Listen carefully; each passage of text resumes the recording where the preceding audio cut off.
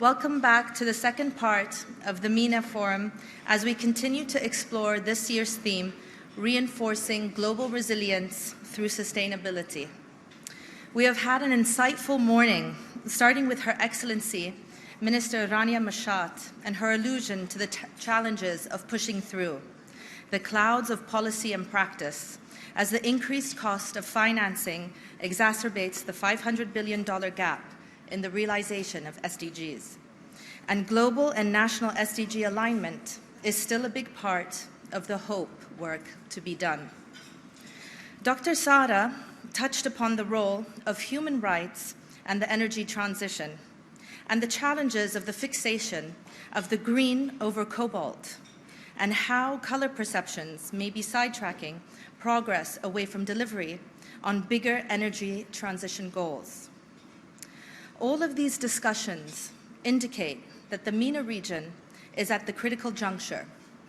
The shifting sands of the global order, economically, politically, and in terms of the energy sources and systems, have created a unique opportunity for the region to assume greater responsibility to stability, security, and prosperity.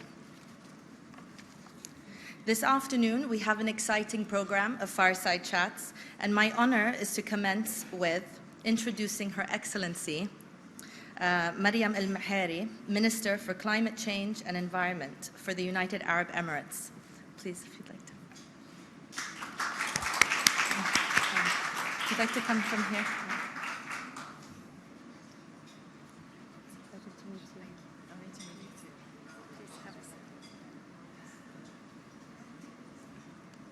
And our moderator, Jessica El Obeid, Head of Energy Transitions.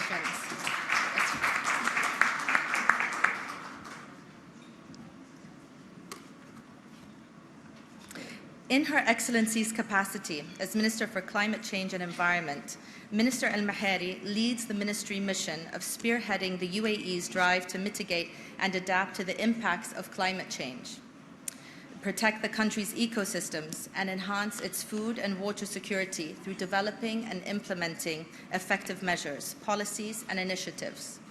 And moderating, we have Jessica Obeid from SRMG's Think, my esteemed colleague and the head of Energy Transition. Over to you, Jessica. Is that Your Excellency, thank you for being with us today, especially ahead of the Talk of the Town, COP28. So thank you for taking the time. It's going to be a discussion on UAE Climate Action, the global and regional role of UAE. So to start, 2 months ago, the UAE has issued its updated third national contribution for the fight against climate change. And that includes a raise of the target to reduce emissions by 40% by 2030, and that's an increase from a previous target of 31%. So if you can please walk us through this, what are the key priority actions in terms of mitigation and adaptation with climate change? Thank you so much, Jessica. Thank you all for your time here, and it's a pleasure to be here. It really has been sprint days. We're coming to the final days of the UN General Assembly, but of course, it's also a sprint now, less than 70 days to COP28. Yes, rightly so, the UAE just 2 months ago did issue the third update of our second NDC. I'm not sure how well you know about what NDCs are. So the countries that have agreed to come into the Paris Agreement have to submit NDCs, nationally determined contributions, every 5 years. So in 2020, we announced our second NDC, and since then, every year, we've been updating it. And this is not very popular. Not many countries do this. We've decided to do this, number one, because we are so committed to the climate agenda. Number two, we've actually seen so many technologies, so much lessons learned in the past few years that we've seen that we can actually do more and we can push further. And of course, because we're hosting COP28 at the end of the year, pressure is on, of course, and we got to make sure that we can, or we reach the ambition that we feel is like really pushing the edge, but still possible for us. And that's why we chose to reach this NDC of 40%. So this was a 9% decrease. So we were 31% last year, 40% this year when you compare it to business as usual scenario to 2019 levels. We also did something else, Jessica. We made sure that the methodology used to analyze our NDC is in line with developed countries' methodologies. We, as the UAE, are grouped in a non-Annex 1 country. I don't want to go too much into the technical terms, but there are a list of different methodologies we can use for that, but we chose the most hardest. Why? Because we want to be credible, we want to be transparent, and we want to make sure that we're also learning, so it's capacity building within our country to make sure that we know how NDCs are done at top-notch level. So it really was a country approach. NDC is not a Ministry of Climate thing.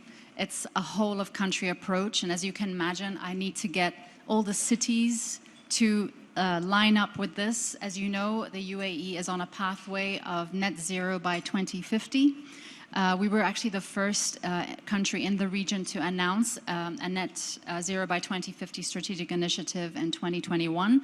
And since then, we're on that pathway. Last year at COP27, we announced our pathway, so exactly how or where we're going to reach every 5 years, depending on the emissions and sector as well. So we looked at the different sectors, where the waste sector is going to be, where the transportation sector is going to be, so all the hard to abate sectors, and making sure we're all in line. So this really is a country approach. It's not easy to get everyone in line because you always have to find the balance of economic, social growth with pro-climate growth as well. So I say that our net zero pathway is pro-growth and pro-climate. And I always tell people it's basically an economic pathway that we feel can attract new businesses, new skills, new industries, because that's what net zero pathways are. They're basically a pathway that a country chooses to say, this is what we're going to do because it's best for us humans, but also good for planet as well. So this is in a nutshell about the NDCs. And of course, as we are hosting COP28, the COP28 president-designate is pushing all countries to do more on the NDCs, submit your NDCs. We've seen in the past 3 years how much we were able to improve our second NDC. It's our third update to our second NDC. So we feel there is potential, and we're pushing countries to do that, because if you think about it in a nutshell, what this is about, we want to make sure the 1.5 degrees stays alive. And we know it's a very, very difficult task. To do that, we need to slash emissions globally by 43%. Okay? Slashing globally by 43% means we all need to do our part by 2030. And when you put that all together, we need to ensure that we're at that 43%. That's why this COP28 is an important COP, because we will be seeing the first global stocktake results. And for those of you who don't know what a global stocktake is, it's basically a report card. It's telling you where we are compared to where we should be. Unfortunately, we will be seeing an F failed in many of these aspects, but we'll also be seeing opportunities, or let's say the quick wins of where we should be putting effort, money, focus, to be able to ensure we can course correct. COP28 will be all about actions to course correct where we are today. And that's why it's such a crucial event. It's a crucial moment in history, indeed, and we're running out of time because 2030 is almost 6 years away. So talking about COP28, it's a $1 million question. I think everyone is always asking this question. What should we expect of COP28? Okay, as a country, we are extremely honored and, of course, excited to be hosting the world for such an important event. I think we're expecting about 70,000 visitors for the 2 weeks. Of course, trying to head more than 120 heads of states. So far, the numbers are looking good. So just to tell you a little bit about the breadth of this event, I think in this event you're going to see the most number of NGOs at COP28. We've actually got the green zone and the blue zone side by side, which has never happened at a COP before. We, in the COP28 presidency team, we actually have a youth champion, which was never the case before. So Her Excellency Shemma is spearheading the voice of youth in this whole process, and also enabling youth by offering them training programs to be able to come to the negotiations room, not just as tick in the box, we're part of the delegation, but actually contributing and discussing and being part of the discussions. So I think these are some of the new highlights to see. When we look at the COP28 agenda in itself, there's 4 tracks that the COP28 team are focusing on. Number 1, it's fast-tracking the renewable energy transition. As you know, we're trying to triple renewable energy by 2030. The second track is all about fixing climate finance. This week has all been about how we unlock finance into the climate agenda. How can we get money to those that need it most? So fixing the climate finance is crucial. As you all know, the $100 billion that was promised 14 years ago, that needs to be done, and I believe that will be one of, hopefully, one of the outcomes that we hope to achieve even before COP28, hopefully. The third pillar is all about focusing on people, lives, and livelihood. Now, what do you understand in that? This is where food systems comes into play. This is where health comes into play. This is where air quality, trade, so all the aspects that actually connect people, lives, and livelihoods. And why this is so important, the term just is really important here. If you think of food systems, it's easy for me to say, well, adopt technology, build an ag tech farm, which we have a lot of in the UAE now. It costs money. And at the end of the day, the farmers are like, okay, I don't know how to do this. I don't have the money to do this. So we have to always think about the livelihoods aspect. I was in Africa Climate Summit last week, and it really was a reality check for me to see how we have to really take care that in this transition, in the energy transition, in the food systems transition, and so many transitions that we're doing, that we don't forget that livelihoods is so attached to this. And we need to be fair because every country has different resources, is at different levels. And so that was the third pillar. And the fourth pillar is about ensuring that we're fully inclusive. This is going to be one of the most inclusive COPs in history. And we're proud of that. I mean, we're a country that has over 200 nationalities. We're a melting pot of cultures, and we have to really take into consideration women, children, indigenous people, people of determination. That's how we call disabled people, people of determination. So making sure that they're all part of this conversation, all there to give their voice, because in actual fact, why are we in this mess? We've been disrespecting nature for too long. And this is actually the future of our children. So it's really important that they are there, the youth are there, because it's about their future that we're talking about.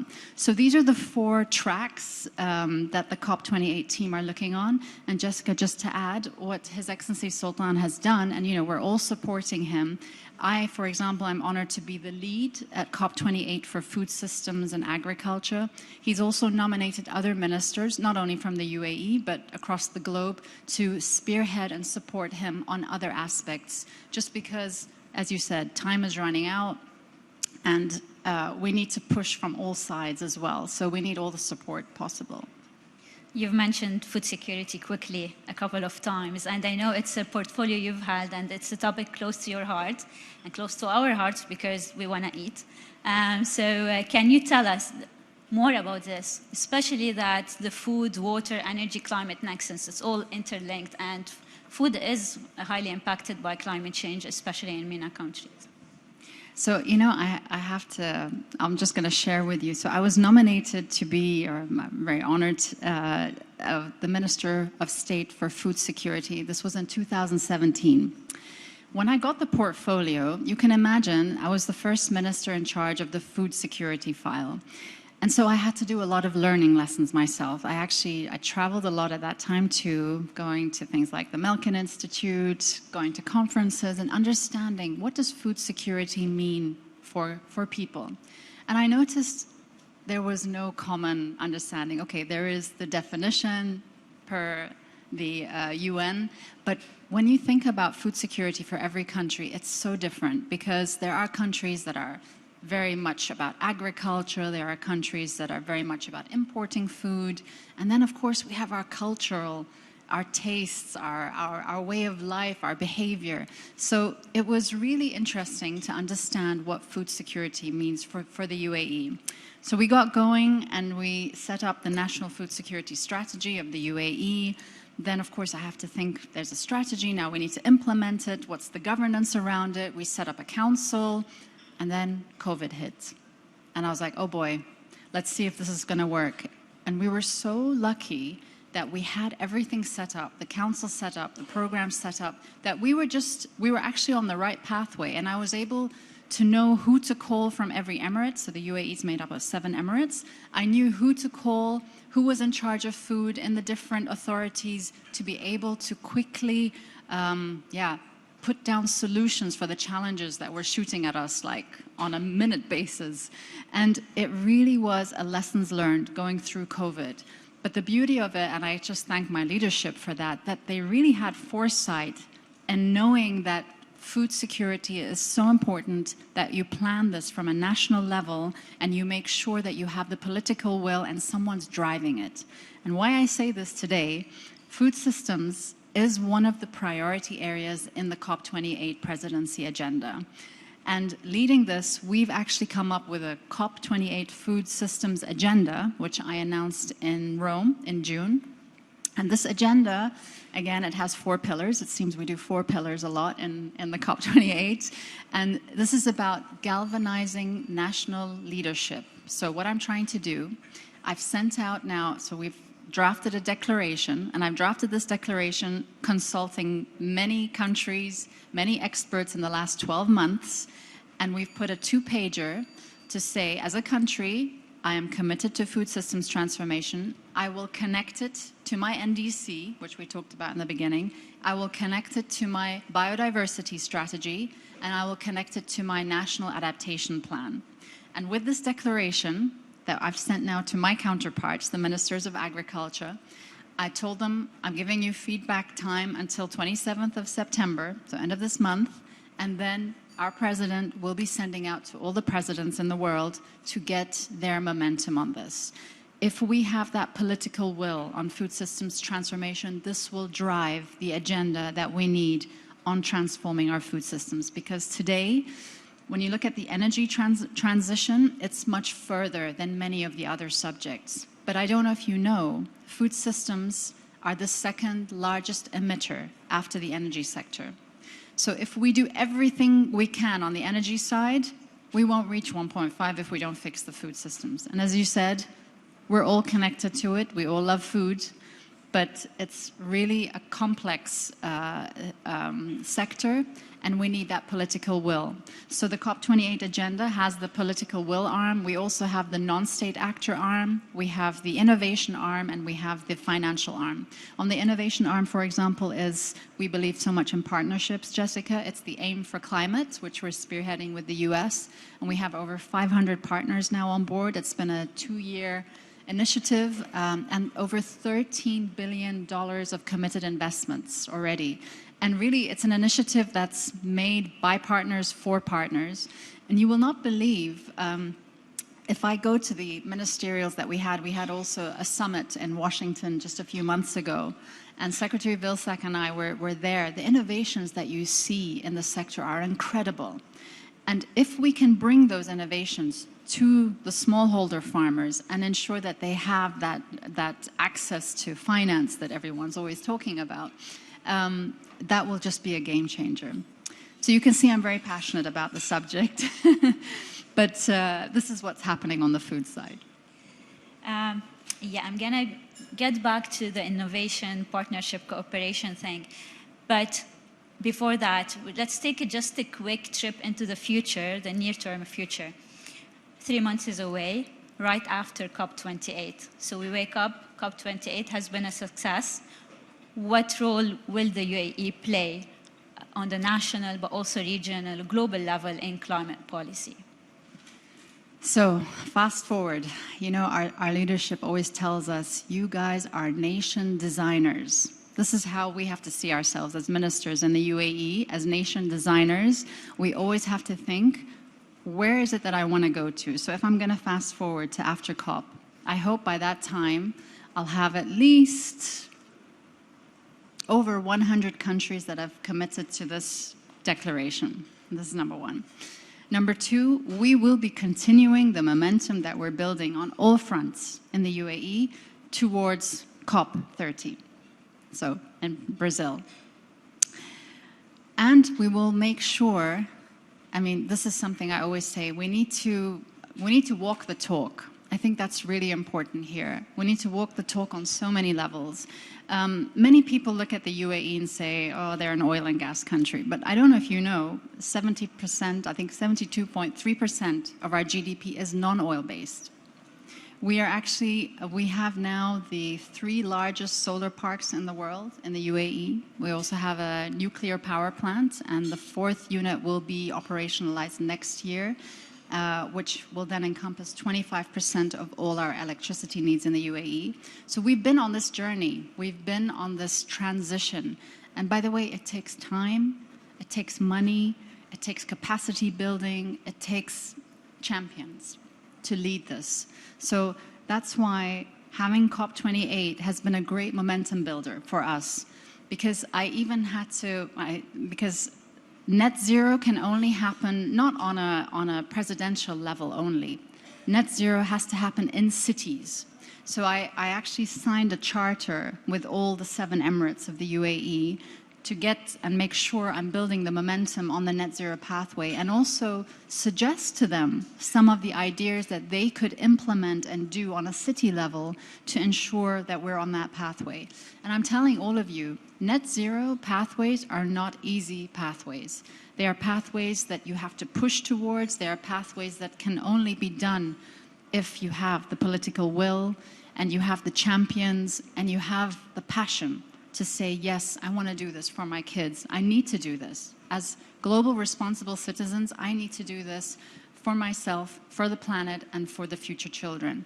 So it is, I believe, the COP28, we're using it as a momentum builder, but we're going to continue. We're going to continue all the initiatives that you're seeing now, and I'm sure many of you have seen many of us talking here. We're quite a big delegation here, but on all fronts, we want to keep the momentum going. We're not stopping at COP28. COP28 is one milestone in the UAE's journey in really pushing the bar on a more greener future. I'm going to be a bit selfish and use my chairing seat to ask the last question because we're running out of time. And we're seeing a political de-escalation in the region, which we hope will lead to more sustainability and collaboration. And you've spoke about innovation and partnerships, and that requires strengthening collaborations. And we expect more collaborations on the regional level in terms of climate action. So again, going back to our value in partnerships and multilateralism, I mean, we are where we are today in the UAE because of that. I'm sure you've all seen the kind of projects that have come out with the bridge building exercises that the UAE does. And this is actually why we believe that we could be good hosts for a COP, just because we do the bridge building exercises, and we really believe in the power of multilateralism. I work very closely with my GCC counterparts.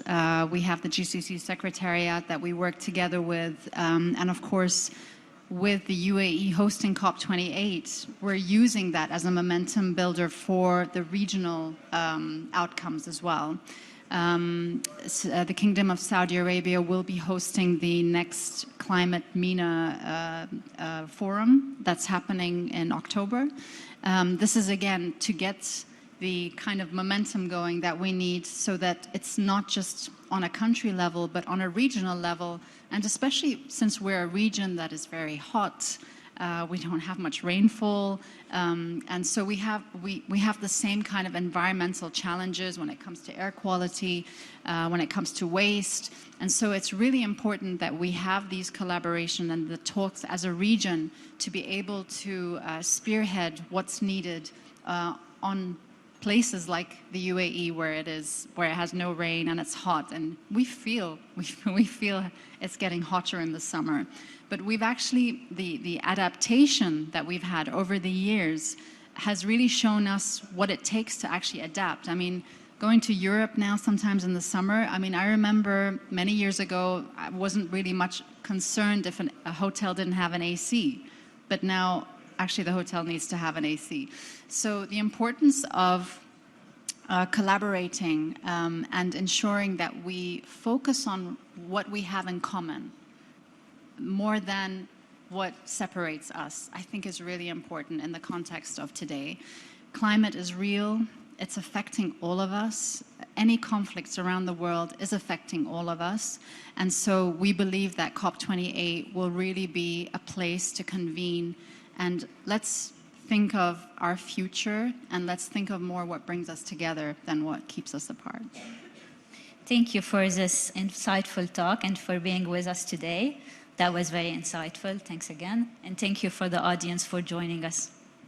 Thank you, Jessica.